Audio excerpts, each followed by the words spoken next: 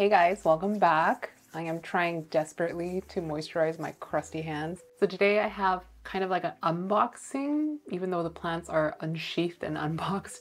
But I guess it's a plant haul of plants that Charmaine so kindly received for me while she was in California and brought it back with her. I've had them in the little, it looks like a salad, like a salad greens container she put them in, and I haven't gone through them, so I thought I'd do that on camera with you. These are plants from a variety of beautiful, lovely, wonderful people all over the States that they asked if they could send plants to me, and I was like, well, I'm in Canada now because this was like after Miami, and I was like, maybe I can ask Charmaine if she'll be willing to receive them, and she's just like, bring it on. Yep. So I mentioned in last week's video that Charmaine and I did like a little FaceTime every time she received a box so we can open them up together. So I've kind of already seen them, but not in person for sure. And it was kind of like all a blur. So I don't even know how many plants are in here, but I'll show it to you.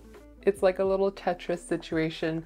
They're all arranged in this tiny little box. And then I just have one little like plant room update. I've been talking about putting in like a propagation seedling shelf, a little taller shelf with like lights all the way down the bottom so I can grow my props a little bit better, more contained. As you will see from behind me, the bin is gone. So after the unboxing, I will show you the little update to my corner, like my prop corner of the plant room. It's still a work in progress, but I'll show it to you at the end. I'll show you like what I still need to do, but I'm really, really happy to have that shelf in now. But first, the new plants I got, I think I'll go through them by sender.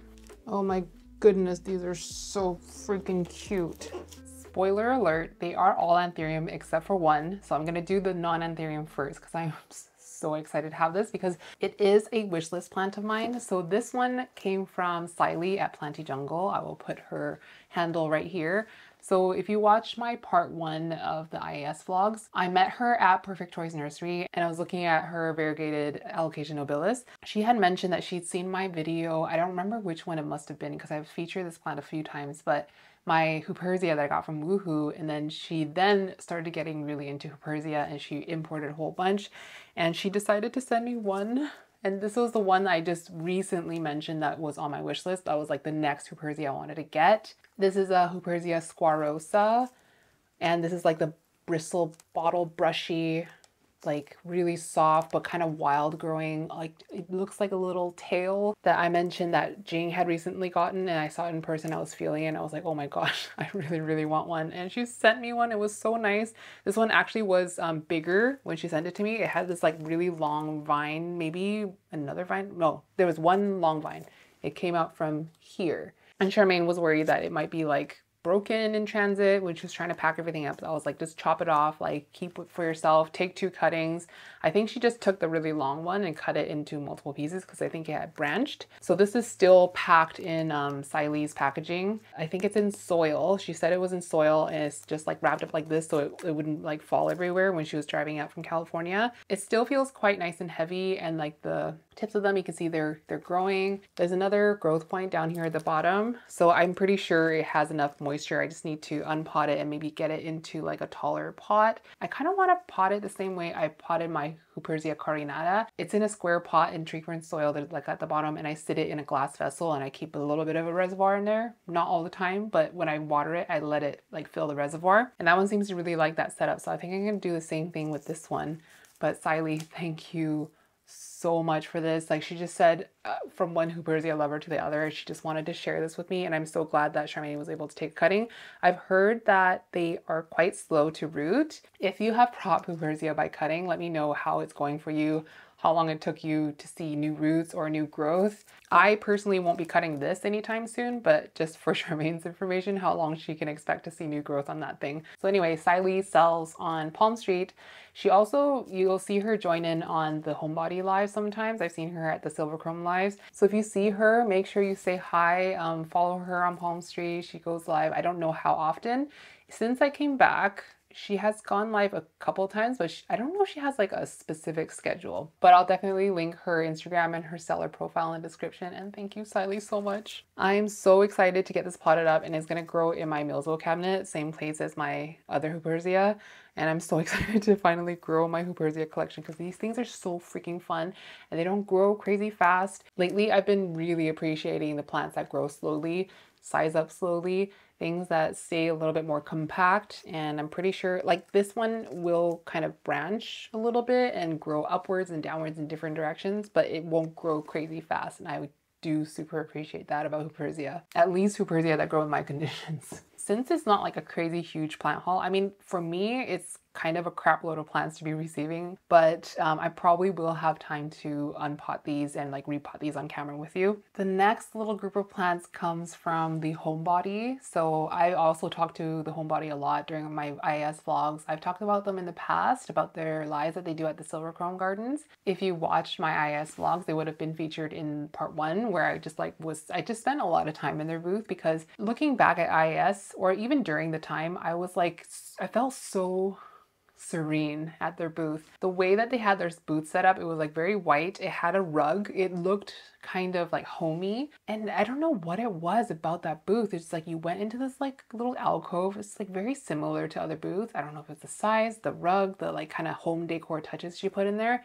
It felt very peaceful. Even when that booth was full of people, it felt like kind of calm, and like it felt like a good place to kind of get away from the craziness. I don't know what it was. Looking back, that was like my favorite booth to be in. It was also the booth where they introduced me to Daryl from Tazula, and he was so lovely, like so lovely.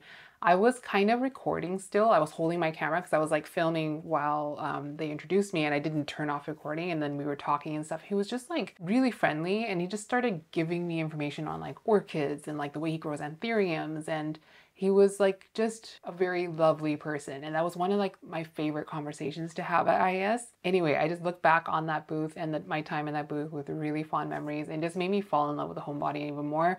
So after IS, Fabi reached out and she said like she was meaning to give me plants while I was there, but like it just, in all the chaos, like she forgot. I don't remember if she even brought the plants with her, but she was like, can I send plants to you? And I was like, I'm in Canada now, but would you mind sending them to California to Charmaine? And she had recently just shipped to Charmaine, so she's like, yeah, I still have all her information. So she sent a box of plants for me and her. So my plants, they're so nice. So to preface, Fabi does watch my videos sometimes, at least, and she knows my fondness for Carla Blackier, so everything is like Carla related. So this one is a crystallinum crossed with Carla Blackier. I think I'm gonna make a guess that this one was bred by Phil at Stelmar Gardens. I don't know for sure. I will ask her, and then I'll put a correction down here if that's not the case, but I thought maybe it was from Phil, because it was kind of like at the booth, it was all grouped in with his Tim Anderson and Carla Blackier's. It was kind of all grouped in one shelf. This one has grown a new leaf, and it's got like really baby pink veins, and it's kind of a little bit ruffly on the edges, a little bit scalloped. This one is in moss, so I will definitely be repotting this. I'm really excited to have this. I remember on the purge where I bought my Carla, the pure Carla that I got that was bred by Phil, they also had Crystal Carla, and I was like to Charmaine, get one of these because they're so pretty. And I think hers is a little bit like whiter, if I recall correctly, and it was like really super dark. So I'm pretty sure this is from the same batch as hers, and I'm really excited that we both have one. I don't have a Crystal Carla actually, and that's one of the crosses I was like thinking I wanted to make. I wanted to cross my Carla Wu 1 with Crystal Black, and just like both plants being really dark, kind of like more rounded shape. I thought it would be really pretty, but now I have one, so maybe I don't really need to make one. The next one is, oh my goodness. Okay, so this one is almost definitely from Phil. So this one is a Tim's Black, which was bred from Tim Anderson Longleaf, crossed with Carla Dress. I think this one is gonna be an absolute stunner. This one is also in moss. It's put out a new leaf.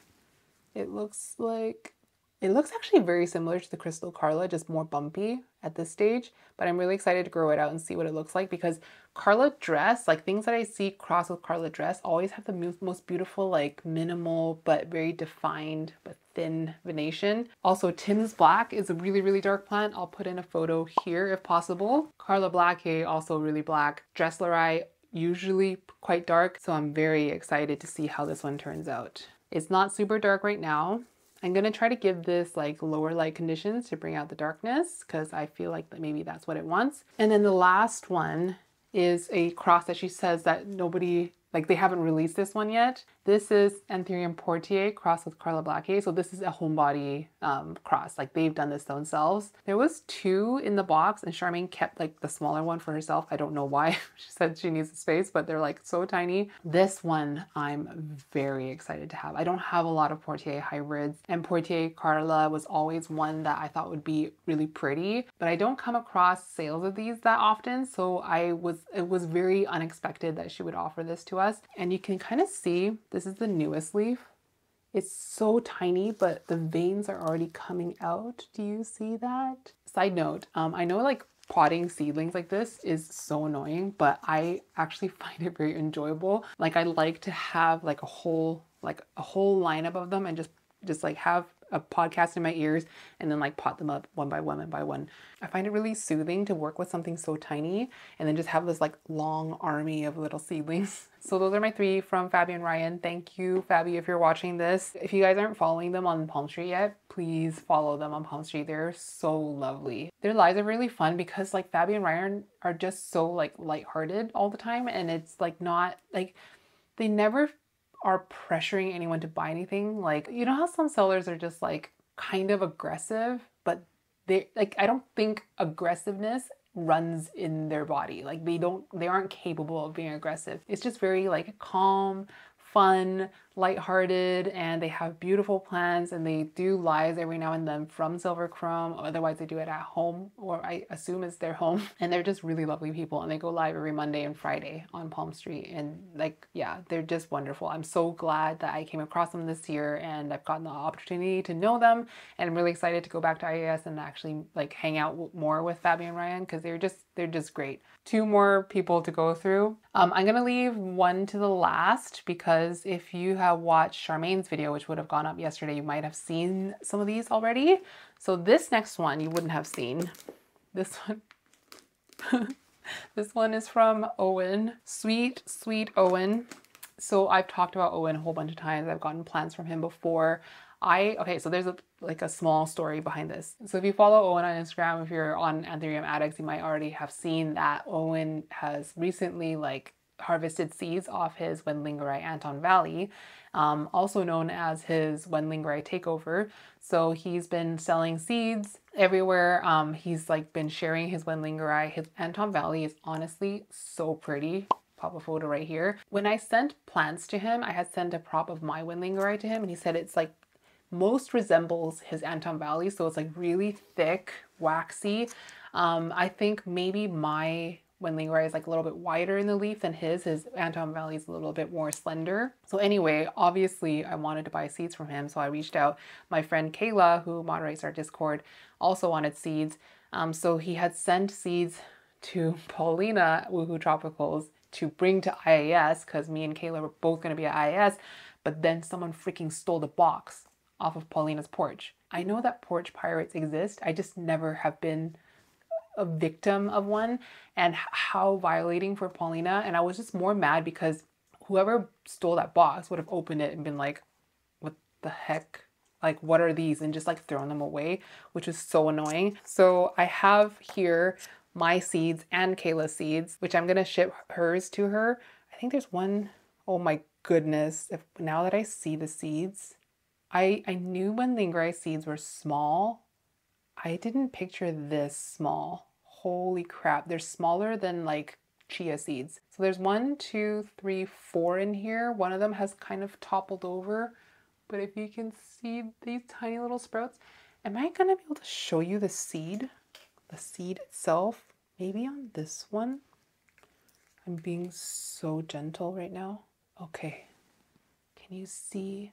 I'm gonna keep my hair in the background so you can properly see the seed, but it is so small. When he said, I was like, it must be tiring separating these seeds, and he says like my back hurts. Now I see why, because the precision that you're gonna need to separate these seeds, harvest them first of all, and then wash them, and then plant them. I mean, that would have been a lot of work for him. And I think he said he harvested like more than 1,000 seeds off his infructescens. So there's 4 in here. I'm gonna be sending some to Kayla. I think I'm gonna pot them individually, grow them out a little bit, or at least let them root out for like a week or two and then ship them out to her. And I'm very glad that this time around they didn't get stolen, because he decided to send, first of all, Owen, if you have ever interacted with Owen or just seen him interact with other people, he's all goodness. Like, he just puts goodness out into the world, like love and positivity. Everybody freaking loves Owen because he's just lovely. Like, he's so wonderful, and he knows a lot about plants. He grows them really beautifully. He shares them so freely, and he also has really good taste in plants, and the way he photographs them, really pretty. He's just wonderful. So I'm glad this second package didn't get stolen, because he had written this like beautiful letter to me and Charmaine, and he sent an extra like gift plant to me, which I'm so honored to be able to grow. So this is his cross. This one is Papum Fort Sherman Ralphinum cross with RA5 Swamp Bunny. He said this is one of his like holdbacks, and he decided he can't be hoarding all of them, so he decided to send one to me. I did not know he was going to send this to me, and it is freaking beautiful. I mean, it did get a little bit scratched. Charmaine came back with like probably 40 plants from the States, so a little bit of scratching is to be expected. This leaf is freaking beautiful. Look how dark and bumpy it is. It's got the ears. It's not even mature yet, but it's got nice ears. This is the oldest leaf, and it's also really dark. It's been rooting out in the moss. I don't know how long it's been in moss, but it's been rooting out. I think it's probably been in here for like a couple of weeks. So this one is ready to be potted up, and it actually, I'm looking at this and my RA5 Swamp Bunny. I feel like my RA5 Swamp Bunny is the same batch as the Poland donor for this plant. There's a lot of similarities, but this one is a little, like, the lobes are a little bit, okay, you know what? I'll bring it out. You guys be the judge. So this is my RA5 Swamp Bunny from Amanda. It has historically been kind of a biatch to me. I had it growing in pond. It would rot its roots, and I would like repot it, grow all these roots back, and rot them all again. But ever since I put it in tree fern soil, it's like, I'm fine. Like, it's been flowering, it's been growing a lot nicer. I did let it dry out a couple of times, so you got a little bit of yellowing on the edges, but this is what it looks like. I'm trying to decipher the differences between the two. I think my RA5 Swamp Bunny is a little bit more green, like the veins are more green. You can see the veins on this one, not quite as green. I'm trying not to hold it too close to the camera because it'll blow out, but it's like a little bit more creamy color, whereas like this is a lot more vibrant limey green. Even on the older leaves, it's quite green. Both of them have the ears and the bumpiness, but this one probably, I'm hoping it becomes a bit more elongated and a little bit sharper, the way that like Fort Sherman Ralphinum can be. I don't really remember what his Fort Sherman Ralphinum looked like, but if I can find a picture, I'll put it right here. If this ends up growing into something that like he wishes he had again, then I would gladly cut a piece back and send it back to him. I just love growing plants that were a product of my friends' hybridization efforts. It just adds another level of specialness to the plant. So thank you, Owen. I hope you know how much you are appreciated in this community. Last bunch of plants are from Mohoo Tropicals. So I already feel bad because I'm about to be bothering Paulina and Josh for parent pictures, because I don't think they sent me parent pictures for everything, and they're so freaking busy. I'm sure they don't have time to be sending me pictures, but I'm going to be bothering them because you're going to need to see them. When the box arrived, it was freaking massive. There was so many plants in there. So these are Paulina and Josh's like personal crosses, like from their personal plants. So I guess it's like Paulina and Josh's, not necessarily Woohoo, but I always see them as Mohoo Tropicals. So the first one is, this one is Carla Pap crossed with FTG crystallinum self. Josh has one of the prettiest fairytale crystallinums ever. I'm going to put a photo right here. It's so pretty. It has the veins, it has the color, it has the wide sinus. And Carla Pap, I don't remember what theirs look like, but I'll put the photo right here. I have really high hopes for this one. You can see on this leaf, the sinus is totally flat. So I have really high hopes for what this might look like. Hopefully it holds on to it. I find that seedlings can show a completely different sinus shape compared to when they're older. Like one example that comes to mind is like King of Spades seedlings, like selflings. Like they'll show that butterfly shape when they're young, but then when they grow up, it looks like a classic heart shape. So I'm not gonna get my hopes up too high, but if it ends up having that like FTG crystal shape, I would be so thrilled. The next one is Carla Pap. I assume it's the same Carla Pap crossed with Portier. Wait, how can it be the same Carla Pap? Unless they pollinated two inflows at the same time, because these are like the same age. Carla Pap, maybe it's a different one. Carla Pap crossed with Portier. This one looks like it's sizing up really well. You can see that the newest leaf is like at least double the size of the other ones, maybe 3 times the size. So this is looking like a nice, robust little seedling. This one, oh, this one's also Carla Pap as the mom. How are you doing this? What? Carla Pap crossed with Carla Dress. Carla Pap crossed with Carla Dress. This new leaf also is a really nice healthy size up from the one before. I mean, Carla Pap crossed with Carla Dress.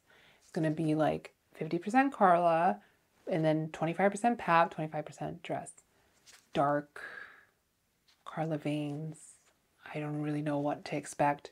I don't know if they're selling these plants on Mohoo Tropicals. I think they might be. They might be. And then last one, this is actually 3 seedlings in one container, I think. 3? I think 3. They said 3.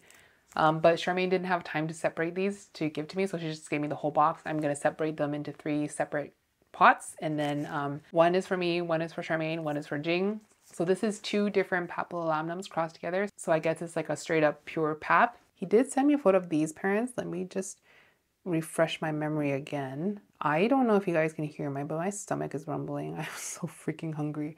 Today is actually Thanksgiving Monday as I'm filming this, so I don't have a ton of time to film because I have a whole roast dinner to make. Oh, okay.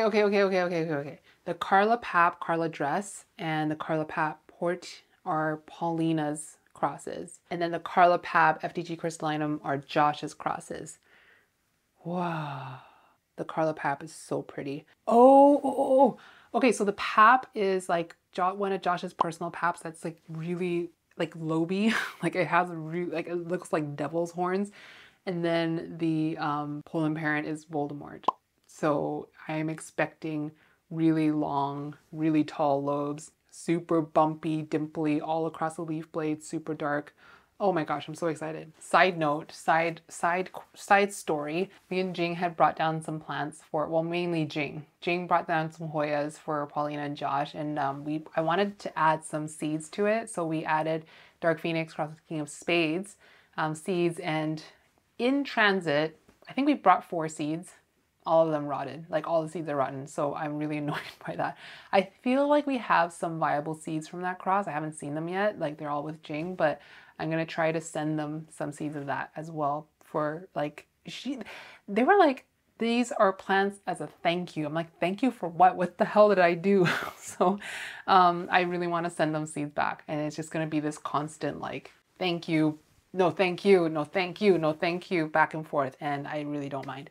So thank you to Paulina and Josh for sharing these babies with us. I mean, they have really beautiful personal plants. I guess like they don't show them that often. One thing about Josh is that, you guys probably know this if you know Josh, he has like unattainable standards when it comes to plants. So he won't, I was like, you need to photograph and just like put that FTG crystal on your grid, your personal grid, because it's so pretty and you can refer people to it. But he's like, it's not good enough yet. It's like, I need to grow it bigger. I'm like, it's not big enough yet. But it's really nice to get plants from their personal collections, because it's like, I don't get to see their personal collections as often. They're not like posting all the time. They're active in their stories, but not so active on like posting photos to grid. So yeah, thank you. And thank you like to everyone, Saily, Fabi, Ryan, Paulina, Josh, Owen, like all of you for sending me such beautiful plants and sharing your collections with me. It's just like, I feel so spoiled, and I am really spoiled, and thank you guys so much. Ow, ow, my knee, ow. I'm getting so old. Before we pot some of these up, I'm going to show you my new little seedling shelf, because I literally just installed this yesterday. To me, I'm really happy with it, and it's gonna be kind of like a revolving door of props and like seedlings that I'm gonna sell through, but most of them are not gonna be personal plants. So I had the foresight to film a little bit of a before of what, just to refresh you guys on what that corner looks like, because I don't show it that often. So there's like a small little 2-tier shelf, and on top of it was like a small exo.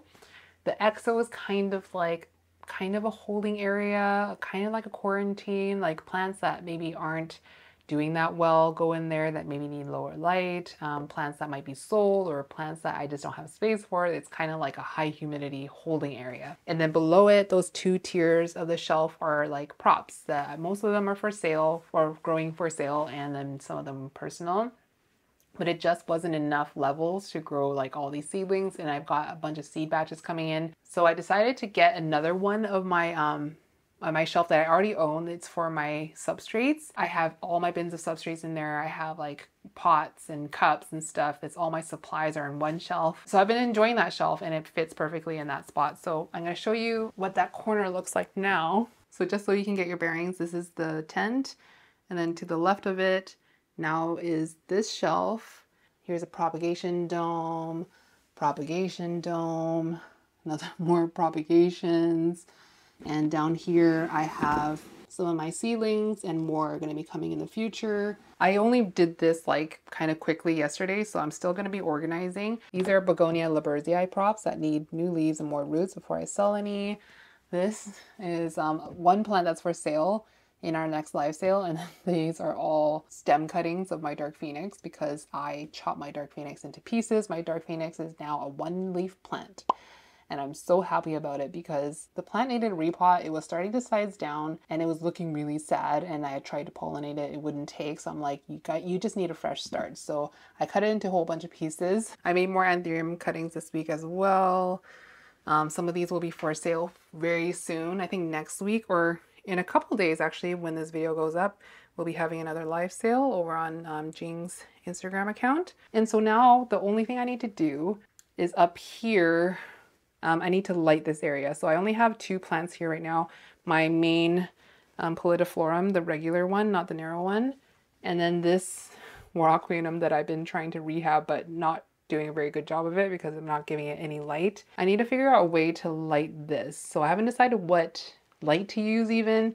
This is a really awkward corner because like of the roof, it slopes this way and it also slopes that way. So like, what can I really do to light this area? Over on this corner, there's a Soltech light, which I absolutely adore, and I thought maybe I can do another Soltech, but this slope is just really awkward. Like, how am I going to light it? And it might be too much light for these plants. So I have not decided yet. That's the work in progress part. But because this shelf only comes out to here, and there's some space here before the tent starts, I can put a bin here. It's not ideal, but I could put a bin here and it still looks pretty tidy. Like, it's not jutting out too much. But this is my little seedling shelf update. Obviously, I can use more space than this, but this is already a vast improvement. All right, time to pot up these babies. As usual, everything is going into tree fern soil. They're gonna go into one of these pots, either this, or if they're really small, one of these ones.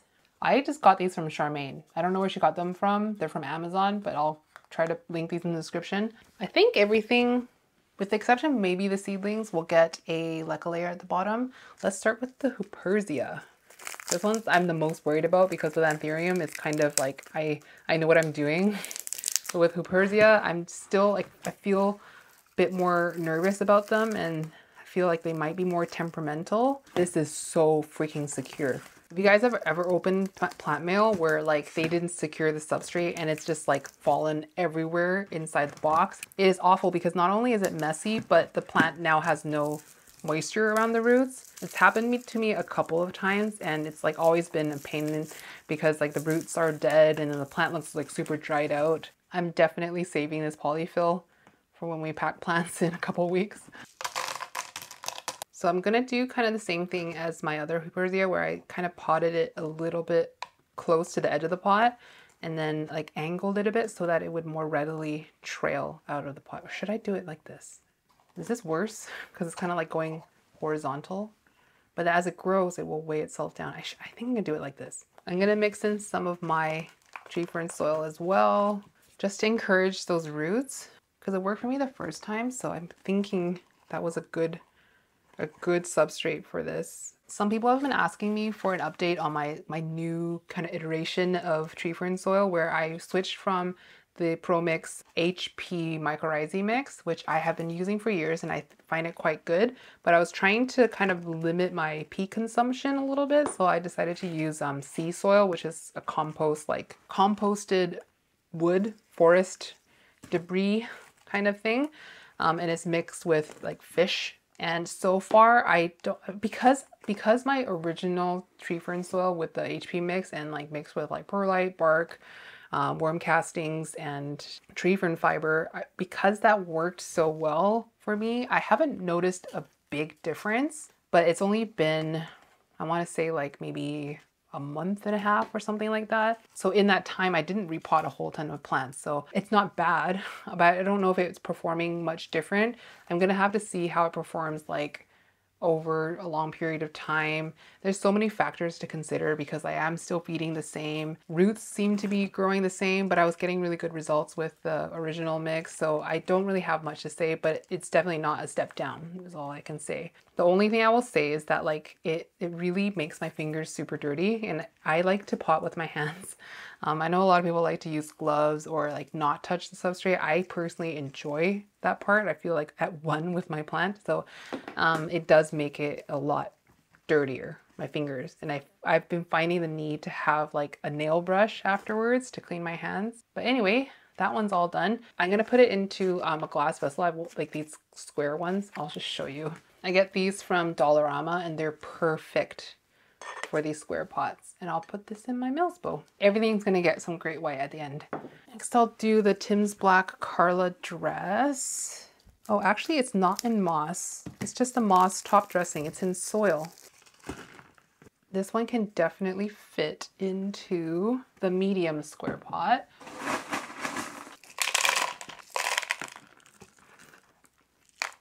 Since we started doing our own live sales on Jing's account and kind of selling through Plant Happens or Jing's plant business, I've had a newfound appreciation for all the plant businesses that like ship on a daily basis, not a daily basis, weekly basis. I guess like we kind of made it a little bit more complicated. Like it could be a lot more streamlined, but because we're 3 different people living in 3 different cities technically, getting together to ship is a bit of a, it's a bit of a project. So what we did last time was we went to Jing's house to do the live sale, and then we came back to Jing's house to do all the packing once all the invoices were paid.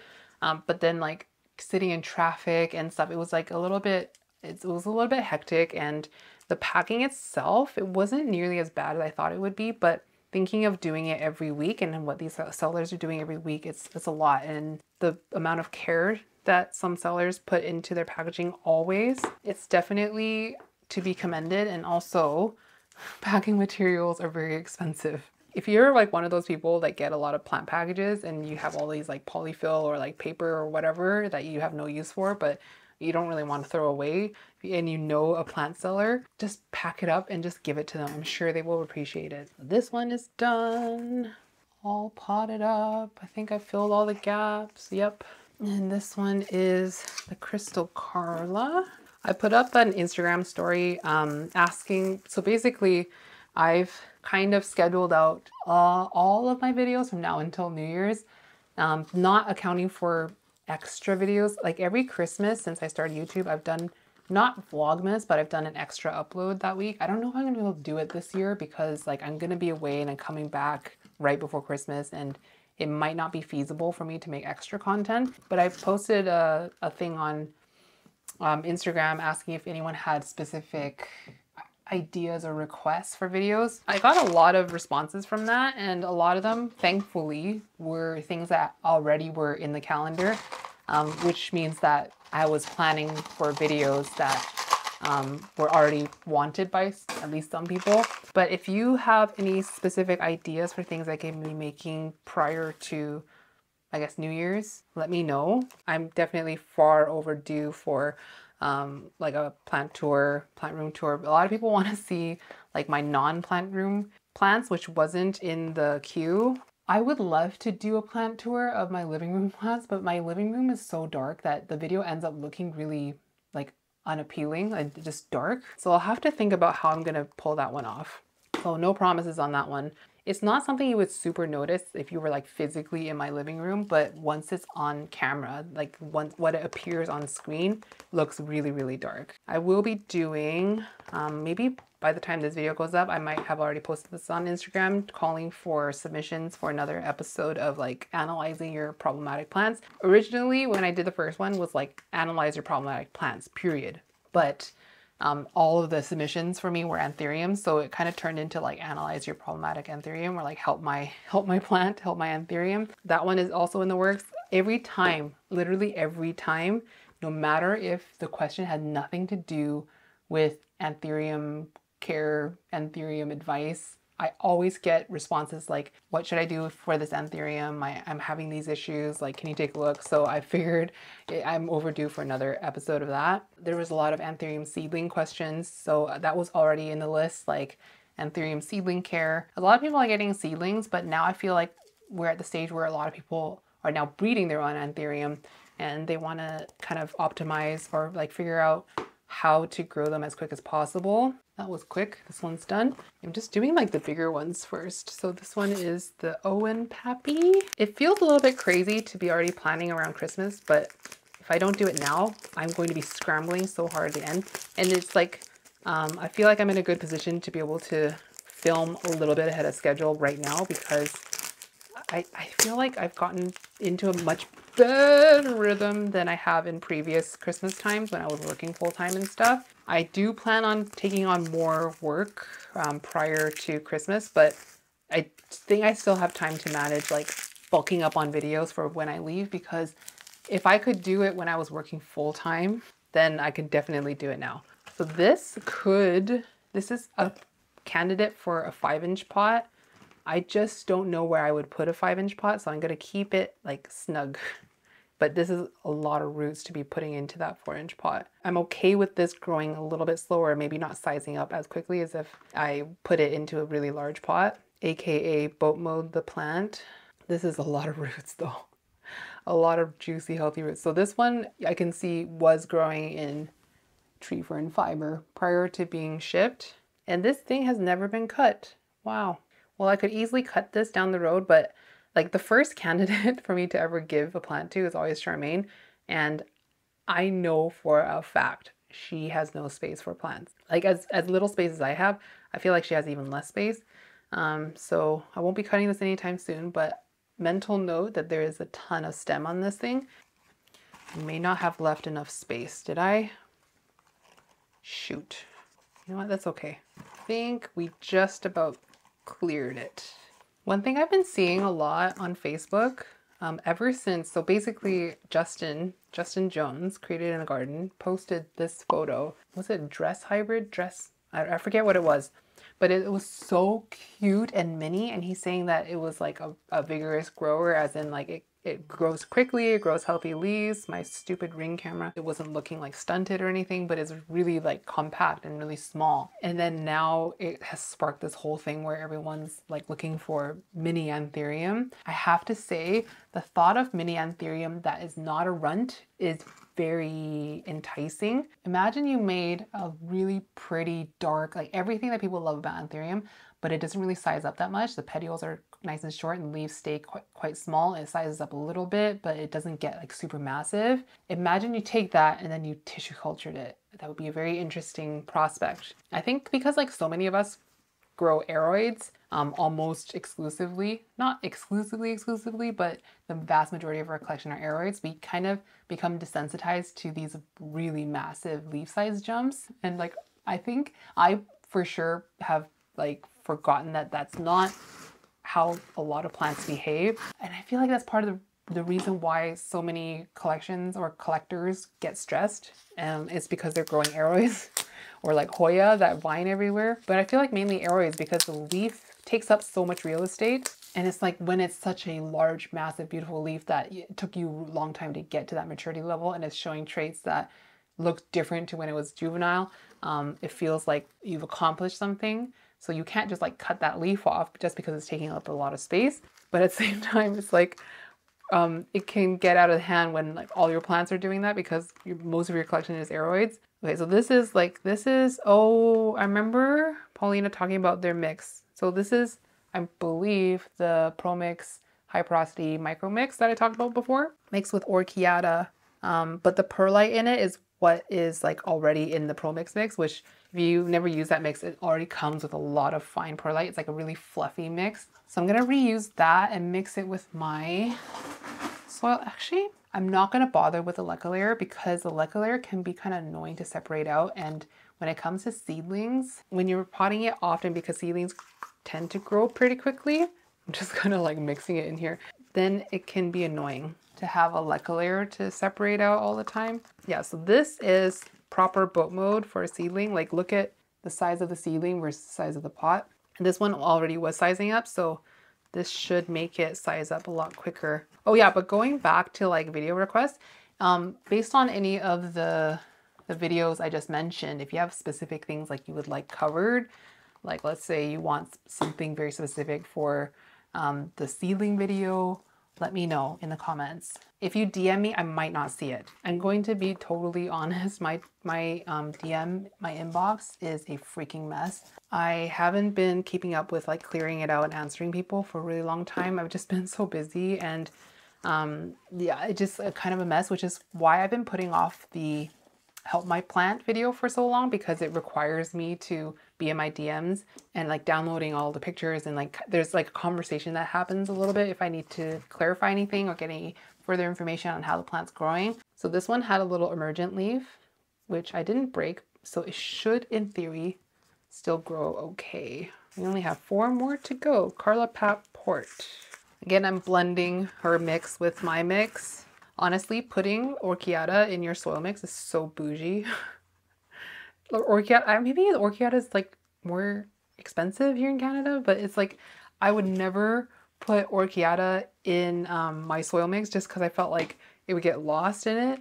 So I only save my orchiata for my pond mix. So seeing orchiata in her soil mix feels very fancy, which is why I am saving her mix into my mix. See, like this is like so like little.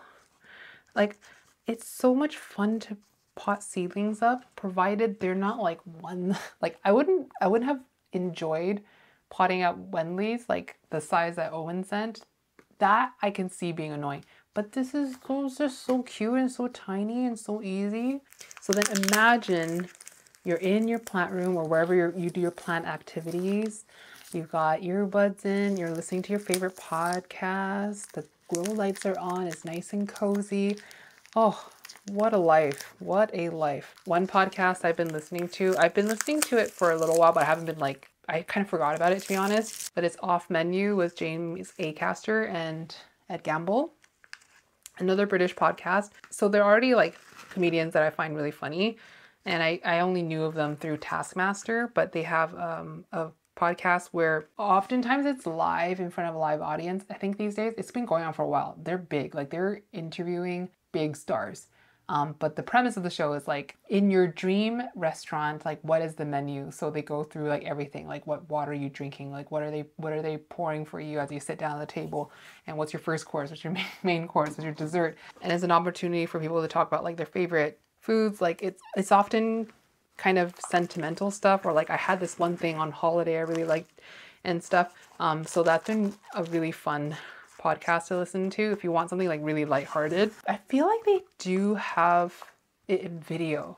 They must, because I've literally seen footage of them in a theater with like a live audience doing an episode of Off Menu, but I don't know where their video versions would be. The one I just listened to yesterday is an older one. It's with Joe Wilkinson, who is freaking hilarious. If you don't know Joe Wilkinson, maybe you've seen him in like Afterlife, which is another show I really liked. It's by Ricky Gervais. If you haven't watched Afterlife, oh man.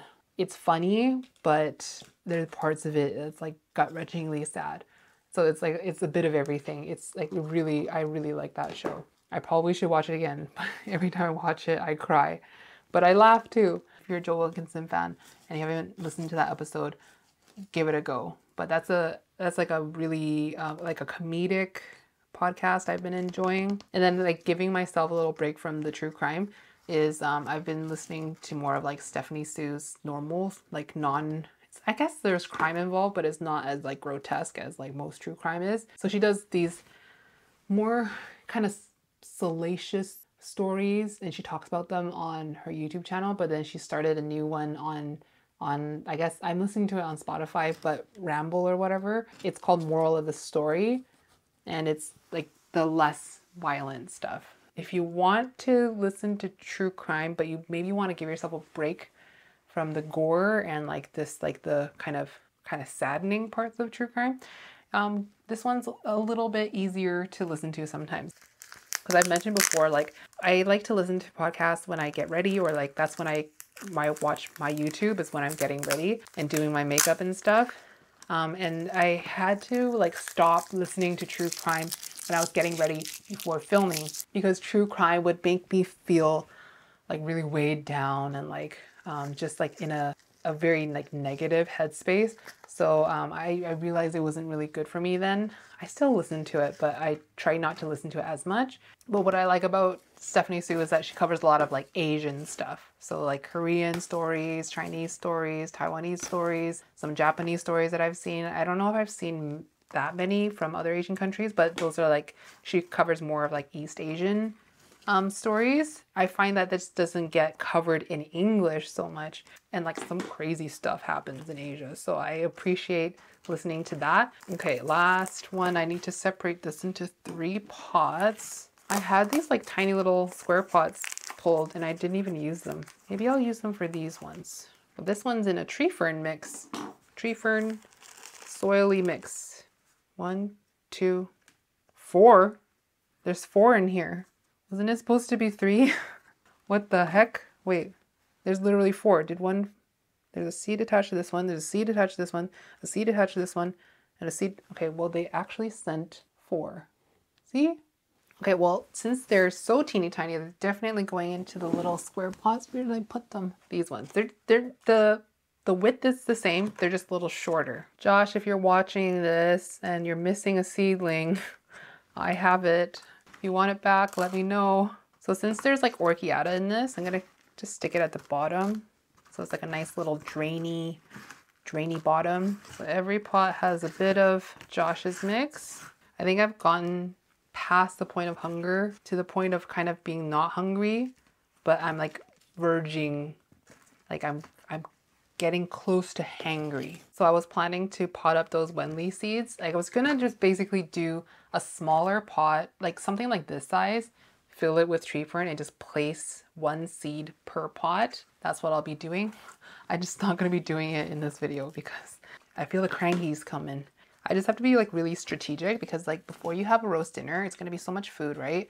So you don't want to fill up too much, but if you get too hungry, then your stomach can't take as much food. So I want to make sure that like I just fill enough, but when you get really hangry, once you start eating, you can't stop, right? So you got to be really strategic about when you eat, how much you eat, and eating just so you stop the hunger, but not so much that you get really full. And then later when you're cooking, you're gonna eat a little bit like as you're tasting the food, right? As you're seasoning and stuff. So you don't want to fill up too much then either. If I'm gonna think about this strategically, I'm gonna eat some pistachios and maybe a banana. I think that should be good, because the banana is not going to stay in my system for too long. It's going to digest pretty quickly, but the pistachios will be yummy and like savory. And now these are all separated into their own pots. They're a little bit wobbly, but they'll root out. I'll put them in one of the domes. And that is everything all potted up in tree fern soil. They're going to get great white off camera, as I mentioned. I'm just going to water some great white through. Here are the little seedlings. And I think the bigger ones are not going to need high humidity. I'm just going to probably leave them out. But the squarosa is going to go into my Mills bowl cabinet. And then these seedlings will probably go into a dome. So like these 4 plus these 4 will go into something high humidity. But the Pap, I don't think we'll need it. The Tim's Black Carla dress, I don't think we'll need it. And the Crystal Carla, I don't think we'll need it either. Ideally, these would go into my tent. I just don't really have space for it. My hair has literally grown so fast since I chopped it off. I'm going to cut it like this much this week. So the next time you see me, it's going to be like this short. Thank you guys so much for watching. I hope your weekend has been relaxing and peaceful. I love you so much, and I'll see you in the next one. Mwah.